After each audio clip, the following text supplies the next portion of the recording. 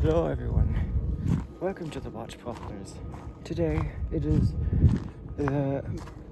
right smack in the middle of November, and this looks like a California black oak seedling. I mean, I know that they germinate. I know that some of the acorns are viable, but I have not had luck. I planted 2 dozen of them. And none of them sprouted. So I don't know what I have to do. I've had way more success with the valley oaks, but these I'm trying to grow, because these get better fall colors and they have bigger leaves. I just like them more. And I don't want to have to resort to try cuttings, and that's probably not going to be very successful. And I don't want to dig one up. I don't want to dig a seedling up. I'm not going to do that. I'm going to stick with acorns and cuttings. And oak, I know that oaks are not the number one. They're definitely not the first plant to try growing cuttings from. I see some intact acorns up there, but there's just very, very few. And there are almost none on the ground. Unlike in Yosemite, there was just dozens of them all over the place. So I don't know. I'm gonna keep trying, because it is a beautiful native tree. Yeah. It's an herbaceous perennial. It might be in the Brassica family. Could be in the Aster family. I don't know. It kind of looks like a Brassica seed. But here is the San Pablo recreation area in mid-November. This is the drier area where there's the buckeyes and everything dies sooner. And I think they did some trimming on the side of the trail, which is nice. And I'm gonna try not to step in horse shit.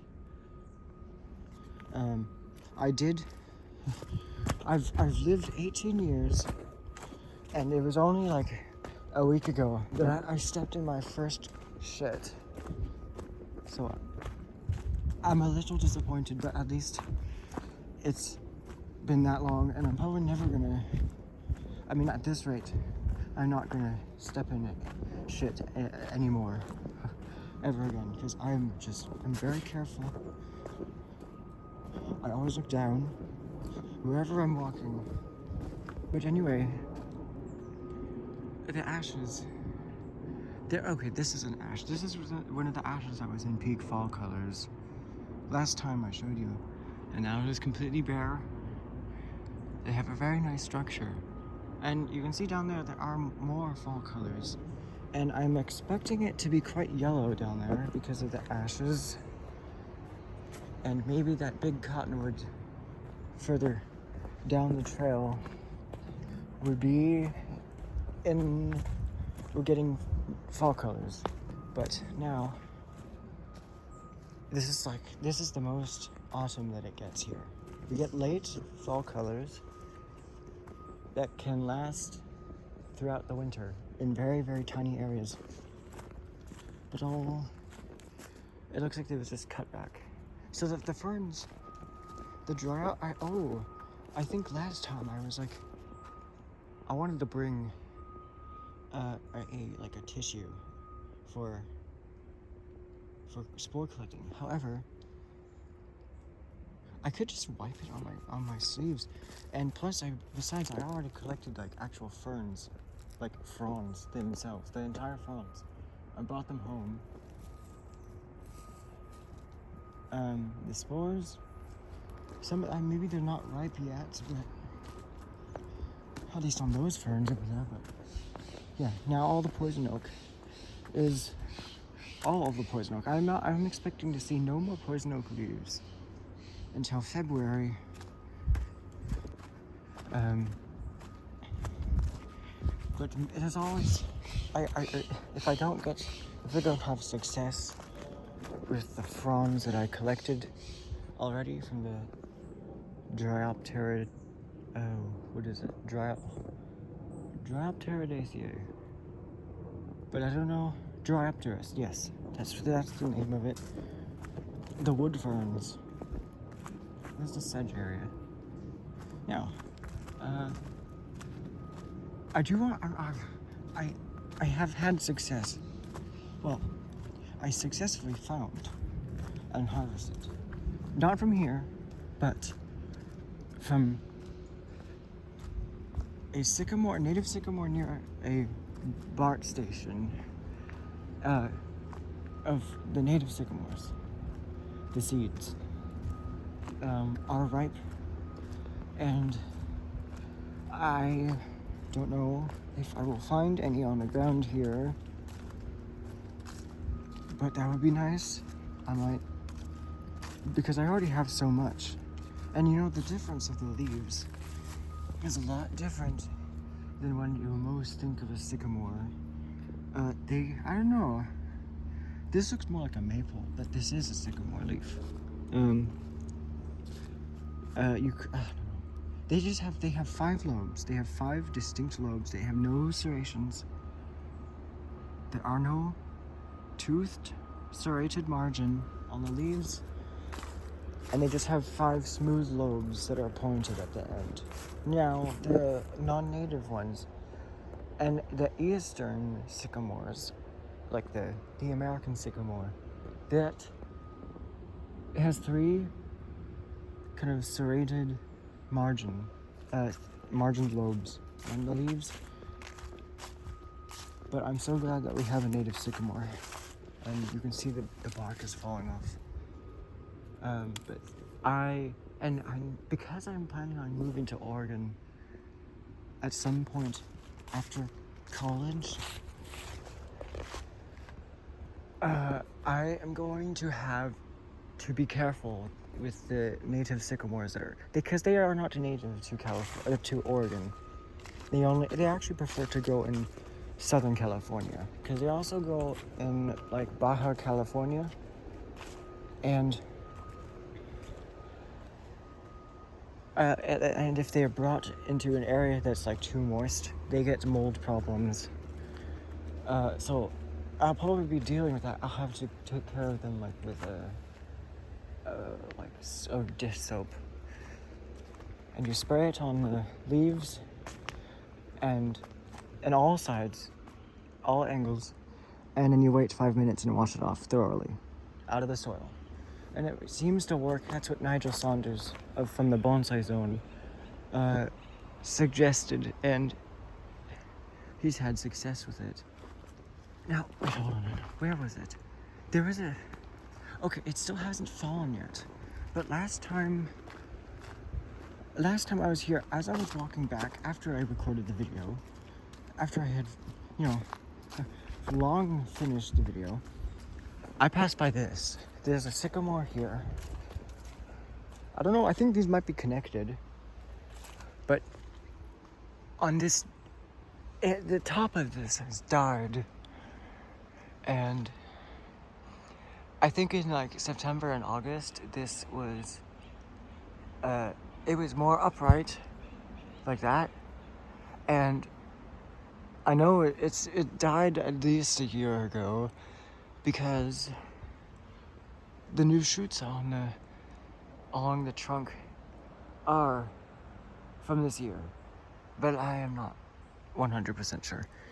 But it was creaking and cracking every time this ash tree swayed in the wind. But it seems to have stabilized, or maybe the wood has just, it's gotten stiff and expanded because of the rain. Oh, and I think I have arrived. I think I'm so glad to be here at this moment, and not any sooner or later, because the poplar is in its peak fall colors, and it is really pretty. I wish the trail was closer to it, or it was closer to the trail. Because I want to go up close to it, although it's like, it might be 50 feet away from the trail, like at the closest part. We're not even as close as we can get to it, but it is so pretty. I don't know what kind of poplar it is, because I've never seen a native poplar growing like this. They usually start kind of arching, but this is like sweeping upward. And the leaves, they look like that to the native poplar. I think they look like the leaves of the native poplar. I don't know. I bet iNaturalist and Serial Knowledge, they're gonna both say this is a Fremont cottonwood. But any Fremont cottonwood that I've seen does not grow in like a sweeping branch habit. And this, oh yeah, seeing like large alder leaves like this brings back memories of when I was, that first year I started bonsai and I had an alder. There's a bunch of alders out here. This is what the green areas.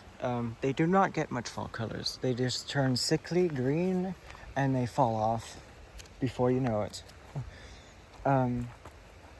But my alder grew 2 feet in its first year from seed, and it had leaves this big.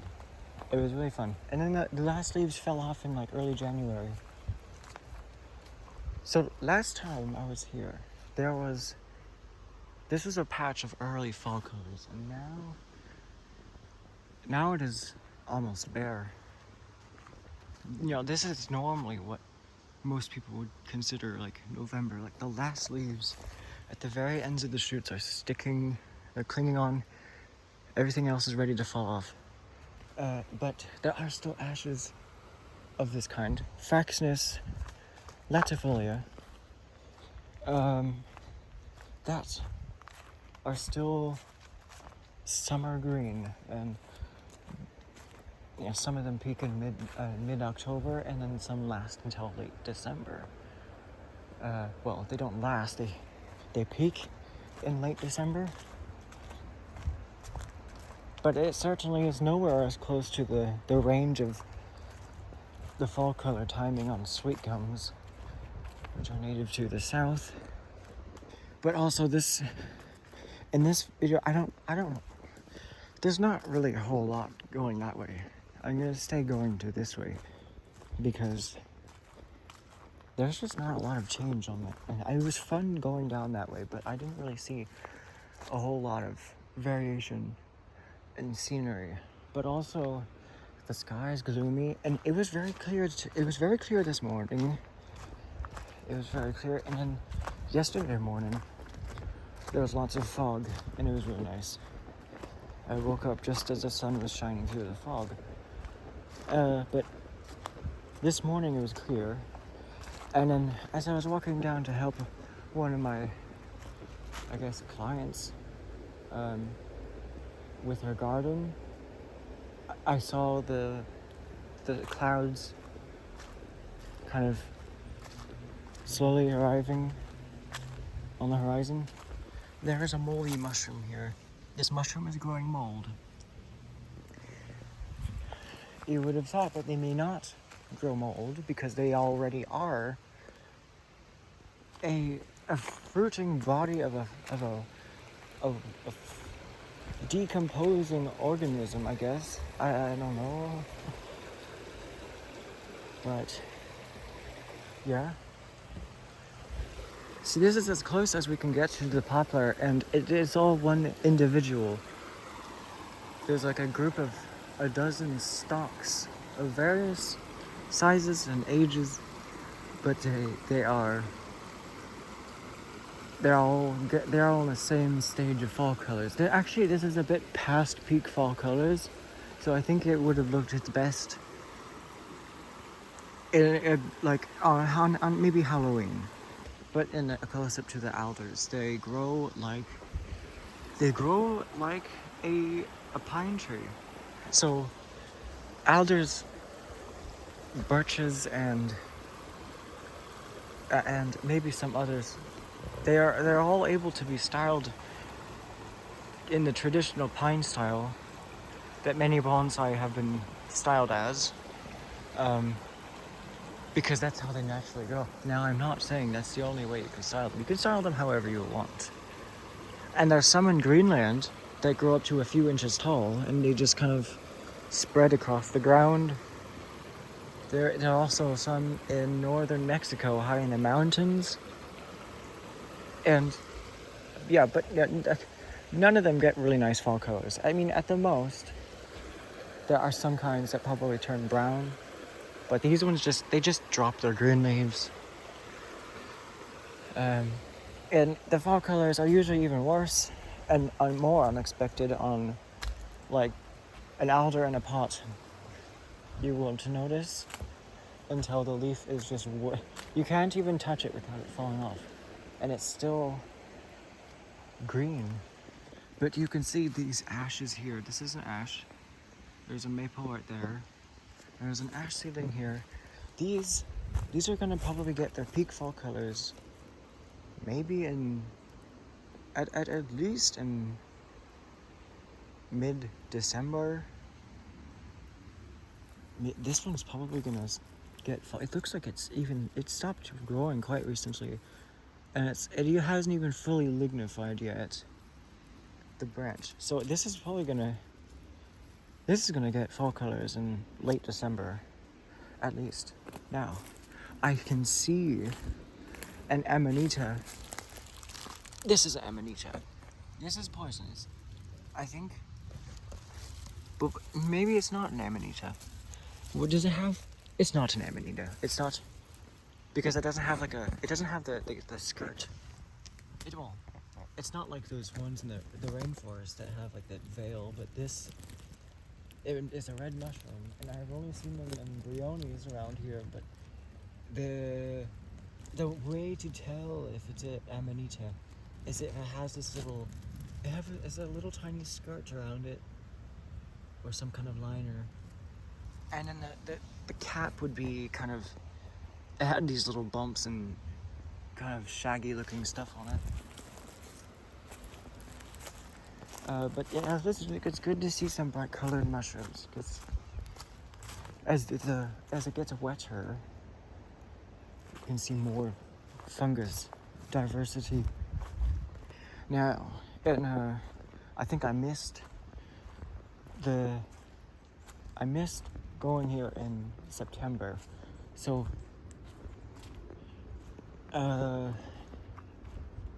but after that I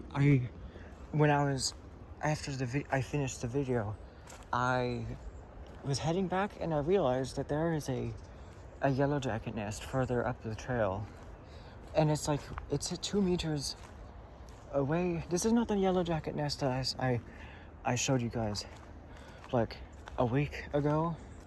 Oh, these are interesting. I've seen these before, only once in late 2023.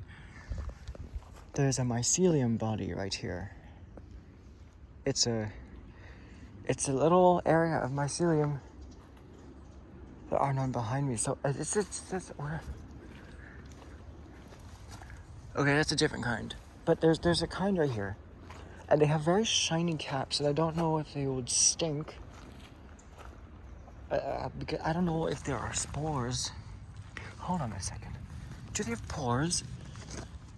Okay, they have pores. They have pores. See? They don't have no, they don't have gills. There are no gills. There are pores. Oh, I'm actually gonna show you. Don't be afraid to pick mushrooms. Maybe, cause, yeah. So like they have spores. I mean, they have the pores where the spores come out of. And I don't want to touch it because it's very gooey. No, actually, the stem is not the whatever stipe. Oh, it is. Yeah, I'm not really used to touching mushrooms. I used to do when I was little, but it doesn't smell bad. I don't know how to identify. I mean, I do, but like, I am. Oh, it's like so rotten that it's slipping out of my hand, like it's a fish, but it doesn't smell bad. It's just like there's a lot of fungus diversity. This is very exciting.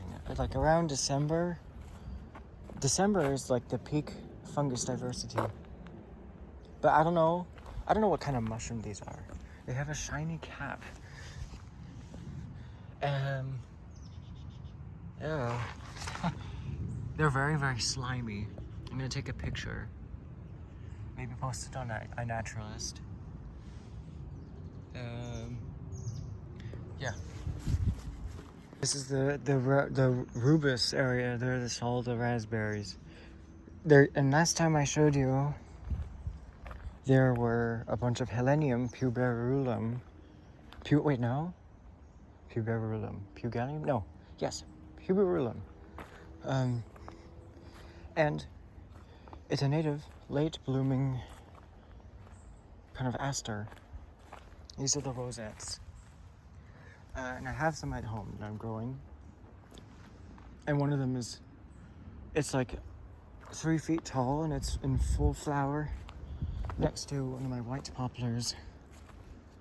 There's orange mushrooms. There's all kinds of mushrooms. But yeah, I mean, you should have it. Okay, so this, what is this? What is this? Is this, no, it's not brittle brush. It's not brittle bush. And it's not aromatic, but it is very sticky. I don't know. But it kind of looks like, it looks like it's in the sunflower family just by the leaves, the kind of narrow, there's a fly on my lip. But there's a whole bunch of them. Now, they're over there, there's the 9-bark. Or maybe I don't think that's 9-bark. I don't know. But it could be gooseberry. There's a gooseberry that I got. Really, the population of the gooseberry here got kind of significantly decreased because of a pine beetle disease or whatever. It happened to affect a completely different kind of plant. But there are it's still thriving in the areas. Yeah. The willows, this is a bog, and the sedges, you can tell it's a very moist area because of the sedges. They look like grasses, but they're in the grass order. The order of grasses, Poales, but they're not in the grass family. There's also, over here, is the Lonicera involucrata. It is a twinberry honeysuckle. And they have little cute flowers in spring. And then they turn into the pairs of berries. But now the arroyo, I don't know what kind of willows these are. They could be arroyo willows. No wait, arroyo willows are kind of silvery, they're a lot smaller, but are they Pacific willows? They're not pussy willows. I don't know. I don't know what kind of willows these are. But they're very nice. Oh, there's a native sycamore over here, I think. Yeah. I thought it was a poplar because there's kind of these like horizontal lines of woodpecker marks that kind of resembled the bark of that's splitting on a poplar. But it's very tall. The native sycamores, they go taller than they are wide, and they can get huge. I don't know if this mushroom sprouted here on this as is after it fell off, or if it was like, if it grew in here and then fell off, it just survived. It's not very stable, so I think it was the first. It just grew here after it fell off. This is very, very nice.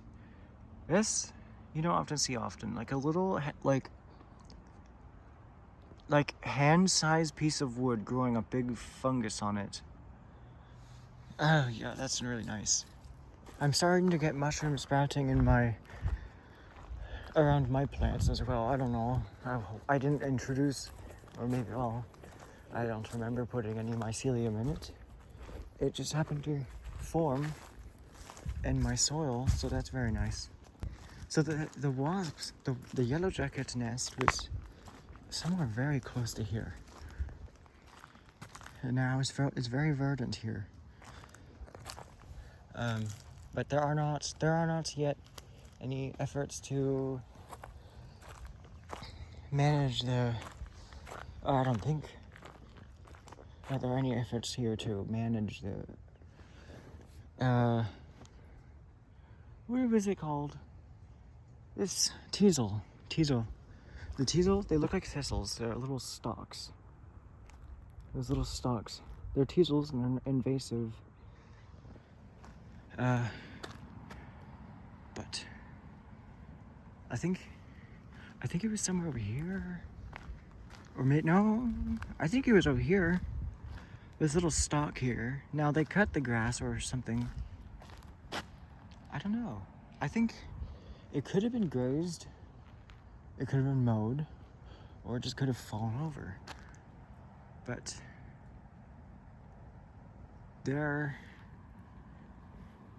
somewhere here, there's a yellow jacket nest. And it's like right next to this stalk here of rumex. But I don't see any flying around. I don't know. But it's unlike that short video I posted like a few days ago, a week ago, where I was like 2 feet away from it. But I don't see Indian. I don't see them, and I don't remember it being. Yeah, it was definitely. I don't know. I see a yellow jacket. There's another bug. It flew in my ear. I don't know. The moths, I don't know what these bugs are, but they're just crashing into my face. I don't know why. I get very angry when I don't understand something like that. I love the way poison oak looks. Oh, what was that? It was just a bug. Oh, there's just everywhere. But it wasn't a yellow jacket, it was just a fly. They're just trying to scare me. I was saying that I just love the way this looks. I'd devote a little section of my yard for a poison oak bush because I just love it so much. It'd be really fun when these newly planted oaks are fully grown. It's gonna look very nice, and most of them are deciduous. They're mostly the valley oaks. I generally favor deciduous trees more because, you know, they change. And I like winter and I'm probably a winter person because I don't live in an area that gets cold winters, that doesn't get snow. Maybe if I lived in Wisconsin, it would be different. But, you know, I'm definitely strongly thinking about moving to Oregon because it's also cheaper. Even though I'm very frugal, but I don't know. I don't like the hot weather here. But there's also all the plantains are coming back. All of them. And some of them are new, a lot of them are just coming back from the perennial root. But all of these are plantains. And they're in the Plantaginaceae family. Plantago lanceolata. Yeah, there are some yellow jackets here. Now, it said it is clearing up, but I didn't I thought it was just gonna be gloomy the whole day. And then I waked up, there was sun. See, there's like a whole monoculture of teasel rosettes here. And they're all here too. I think they did like weed whack or something. But it is invading a little bit. Most of this grass, I think most of the grass here that's growing is, this is the, it's usually like the, it's the brome. It's all the brome, and it's an annual. And these are all new grass seedlings. Also the flowers, this is Helminthotheca echioides, and it is invasive. It is an invasive member of the sunflower family, bristly ox tongue. It's pretty, if only it was not spiky and a pain in the ass to get rid of. And okay, maybe if I went here last month in October, I would have seen these little willows, this other kind of willow. Now, normally in a pot, like I don't know why these are defoliating much earlier, but you know, the ones in the pots I have, they get their peak fall colors in January. And they're the same kind of willow.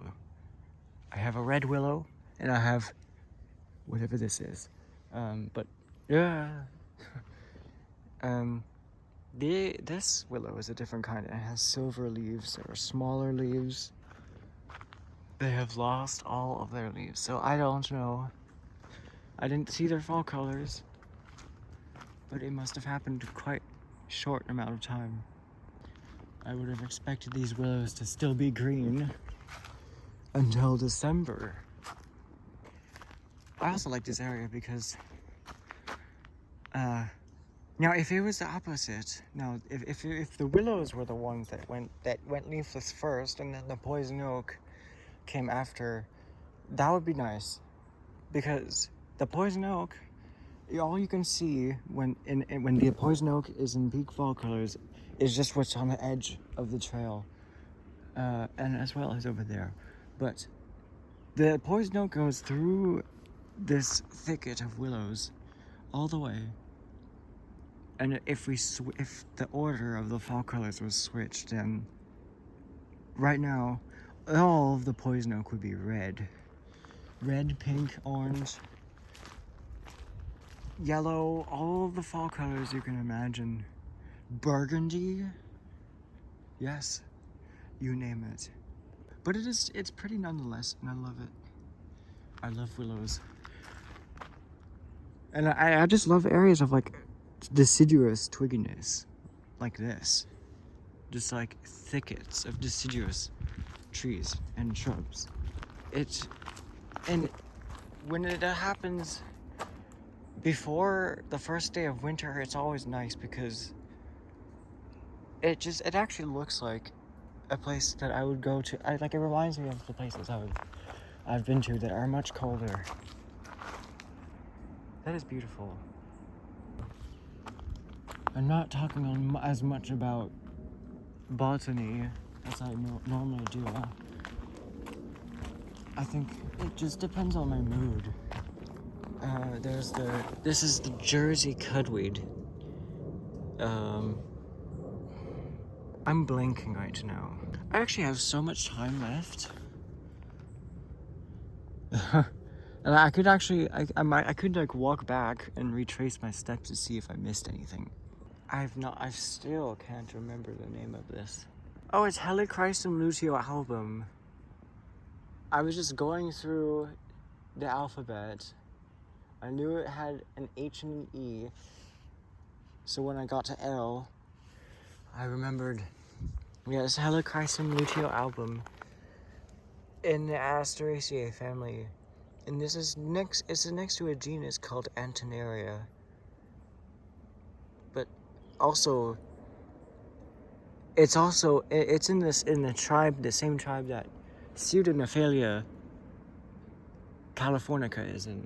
There's a native that grows much taller and larger, but it also smells good. And there's only, you could see the grass, the acidity of the soil gets higher over here. There's less grass over there, and then the only grass that can survive over there is it's the taller grass, the Elemus. Now, I think after these pines died, the pioneer species, Baccharis pilularis, all of this is native, but it's a pioneer species, and they love when in areas that are disturbed, and then they kind of peter out when it starts to kind of recover. But they help it recover. They give shade to plants that come after, as well as the poison oak helps with it. But there's also there's non-native plum trees. I recently, earlier this summer, I realized that these are not native. These are the cherry plums. Now, they're very delicious, and I love them. But we just need to kind of manage their population a little bit more, because I don't think that I wouldn't consider them invasive here, because it is quite dry. I don't know how that one is growing over there. And yeah, but I guess they're kind of drought tolerant, but they're not invasive here. They do spread a little bit, but I think the main problem is that if they encroach on an area that a rare or endangered native plant is growing, well then yes, it is causing a bit of a problem. But, mostly the plum trees don't really do well in the dry weather here, such as this. This looks like it died in spring, because all the leaves are very, very tiny. And the reason why the leaves are still on the tree is because if the leaves die, if the tree dies and it's not because of like a branch dying off, when branches naturally die off, the sap flow gets slower and slower in that branch. Now when this happens in spring, when the leaves are still soft, the leaves they turn dark brown and they get crispy and they weep. But maybe if it happened in summer, they would get fall colors and senesce. Now I know that these pines are mycorrhizal, so any mushrooms, this is a good spot to look for mushrooms, is under pine trees and oaks. But also, there really should not be pine trees here. There should not be the Monterey pines here, because they're native to a small area near Santa Cruz and Big Sur, like a tiny area by the Monterey Bay, and they were planted, and they still are, and they shouldn't be used for lumber anywhere else but North America, because they are super invasive in the southern hemisphere. It's hard to believe that a pine could be invasive, and it's hard to believe, and it may even seem kind of cool that like there is an invasive species elsewhere that came from California, but there's no reason to feel powerful because of that. I mean, I get it, it's quite amazing, but there's plants from like an invasive species. There are invasive species from all over the world. And yeah, but if this one was used for lumber, and now it is spreading. Now these are not planted. These were not planted in an orchard. I got stuff crawling on me. This is not like a lumber area.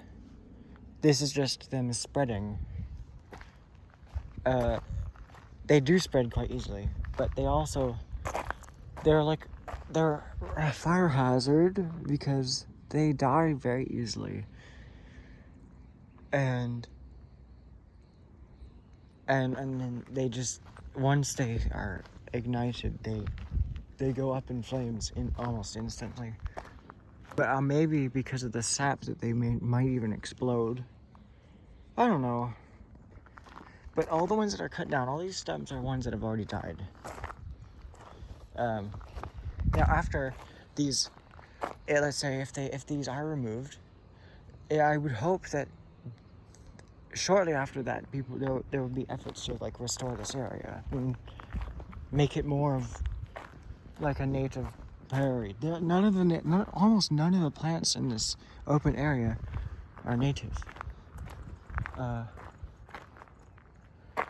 Yeah, they've all, especially over there. There's lots of invasive plants near disturbed areas like that.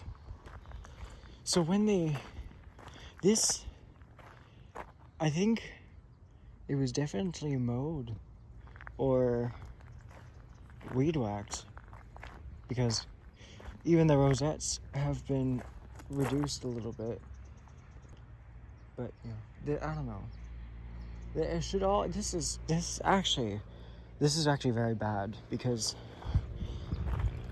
the rosettes, they just block. They prevent anything from going up.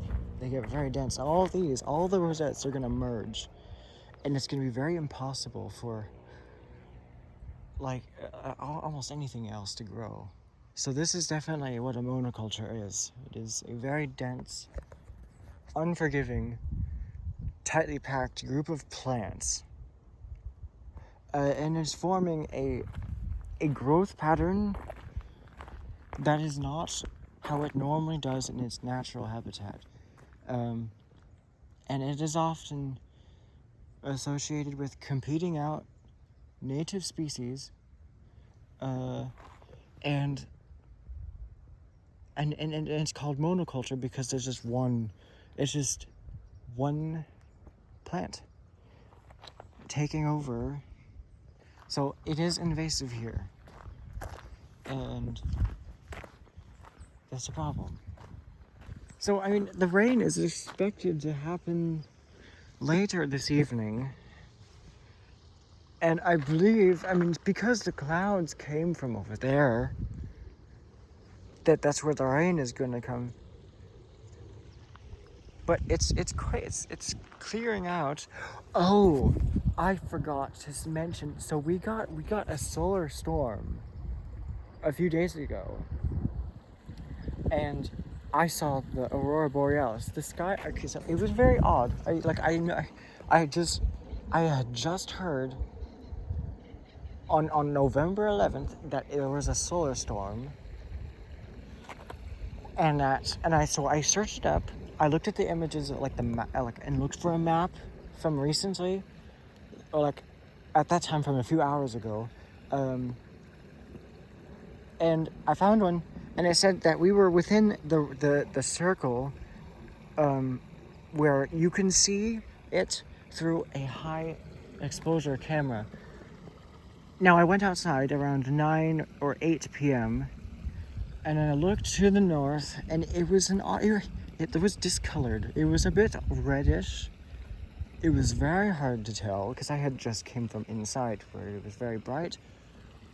But and it was odd. But like then I took a picture, and I set the exposure to 10 seconds, and that definitely did it. And I saw the aurora,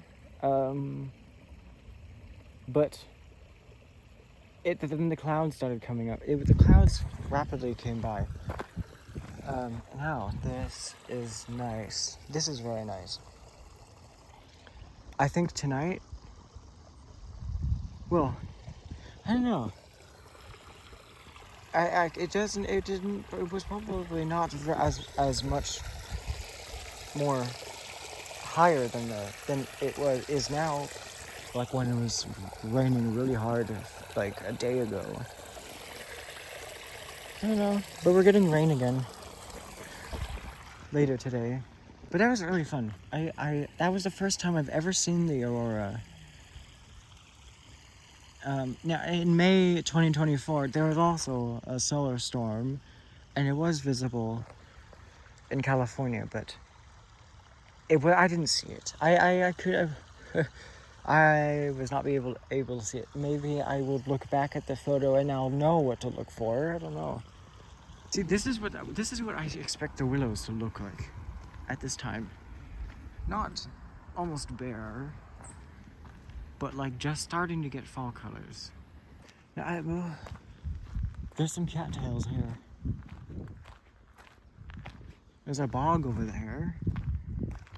There might be a little bit of a bog here.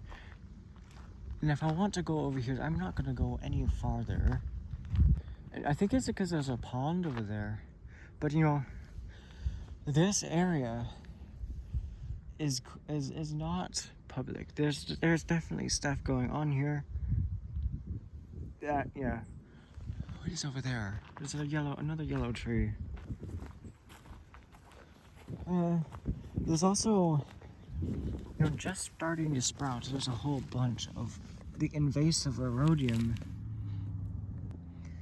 These pinnate leaves.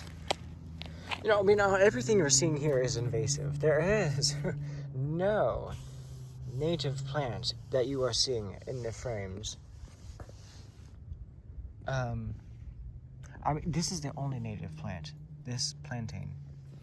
But this is the invasive mustard. This is the invasive erodium in the geranium family. This is in the brassica family. And then this, in the Fabaceae family of beans and legumes, is I don't know what these are called. I don't know.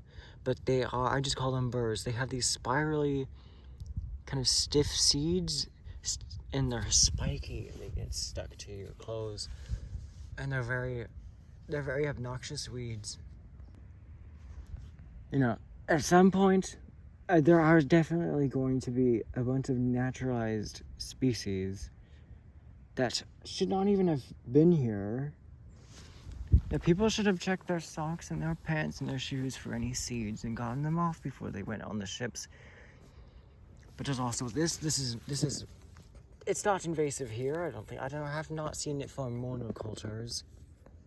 But this is a Tragopogon dubius, and it is in the sunflower family, believe it or not, because this is just variation on a theme. This is variation on a theme. All right, you get this. This is the bristly ox tongue, or yes, yeah, and this is what is this? I don't know. Oh, it's the salsifly. This is the salsifly. Yellow salsifly, I think. And this is native to Europe. This is also native to Europe. Or Eurasia. As well as the erodium, little erodiums. The grass is native to Europe. A lot of this is native to Europe because that's where the colonist, the people who came over here on those big ancient ships, they came from Europe. But this is the biggest dandelion of all. They form these massive dandelion heads. They're like this big. They're crazy. But that is all for today. Thanks for joining me here among the watch poplars.